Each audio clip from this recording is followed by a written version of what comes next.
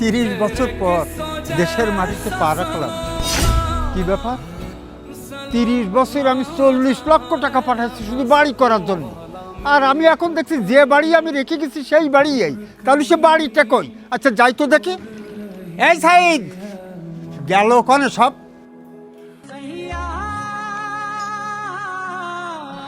বাবা বাবা বাবা, তুমি আইছো? তুমি সত্যি আইছো? বাবা, বাবা তুই কাঁদতেছিস কেন? তোর তোর এই অবস্থা কেন বাবা? বাবা, বড় ভাই তো এখানে থাকে না। কোথায় থাকে বড় ভাই? বড় ভাই রাস্তার সাইডে বিল্ডিং করে ওখানে থাকে। আমার দেখতে খুব কষ্ট হয়। বড় ভাই ওখানে থাকি মানে?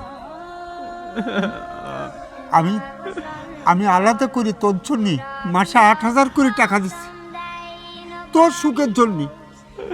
আচ্ছা ঠিক আছে, তোর এই অবস্থা আর তোর বড় ভাই কোথায় বাড়ি করেছে চল তো দেখি, একটু আমার একটু নিয়ে যাও তো।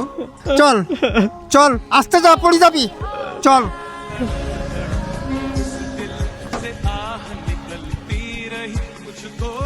কি সুন্দর বাড়ি করেছে, এ তো খুবই সুন্দর বাড়ি। এই বাড়ি তুই কিনা তোর ওই ভাঙা বাড়িতে রাখে?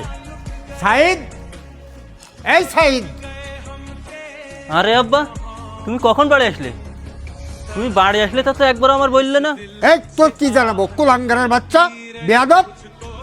30টা বছর বিদেশে মাথার ঘাম পায়ে ফেলে বাড়ি করার জন্য 40 লক্ষ টাকা পাঠাচ্ছি, আর তুই আমার সেই বিকলাঙ্গ